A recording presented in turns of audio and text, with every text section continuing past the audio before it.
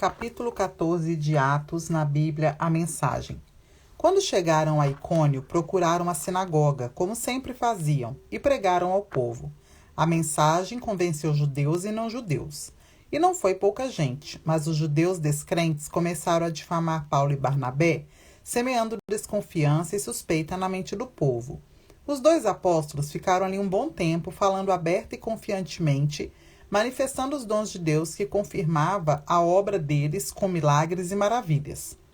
No entanto, a opinião pública se dividiu. Alguns ficaram do lado dos judeus e outros defendiam os apóstolos. Um dia, depois de saber que um grupo formado por judeus e não-judeus havia sido organizado para linchá-los, Paulo e Barnabé fugiram para cidades próximas da Licaônia, Listra, Derbe e região. Ali prosseguiram anunciando a mensagem. Deuses ou homens?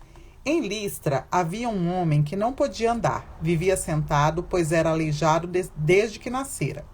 O aleijado estava entre os que ouviam Paulo falar, e olhando-o nos olhos, o apóstolo viu que ele estava pronto para a obra de Deus, pronto para crer. Então disse bem alto para que todos ouvissem: ponha-se de pé. O homem levantou-se e começou a pular e andar como se tivesse feito aquilo a vida toda. Quando viu o milagre, a multidão gritou entusiasmada no dialeto licaônico: os deuses desceram a nós, estes homens são deuses. Para eles, Barnabé era Zeus, Paulo Hermes, o mensageiro dos deuses, pois era Paulo quem falava. O sacerdote do santuário de Zeus organizou uma procissão com bois enfeitados e o povo em fila caminhando para os portões, prontos para o ritual de sacrifício. Quando Barnabé e Paulo perceberam o que estava acontecendo, trataram logo de impedi-los. Sacudindo os braços, interromperam a procissão, dizendo: o que é isso? O que pensam que estão fazendo? Não somos deuses, somos homens como vocês e estamos aqui para trazer a mensagem, para convencê-los a abandonar essas superstições e a abraçar o Deus vivo. O Deus que nos fez e tudo mais, céu, terra, mar e tudo que neles há. Nas gerações antes de nós, Deus permitiu que cada povo seguisse seu caminho. Mesmo assim, não os deixou sem pistas de sua existência, pois é o autor da bela criação, derrama a chuva e concede grandes colheitas.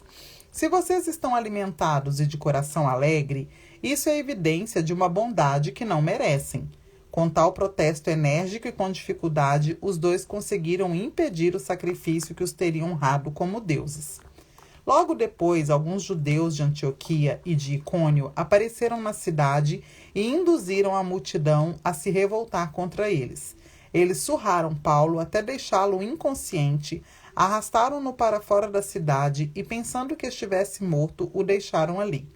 Quando os discípulos chegaram ao lugar em que o apóstolo estava, ele voltou a si e se levantou. Retornou à cidade, mas no dia seguinte partiu para Derbe com Barnabé. Tempos difíceis.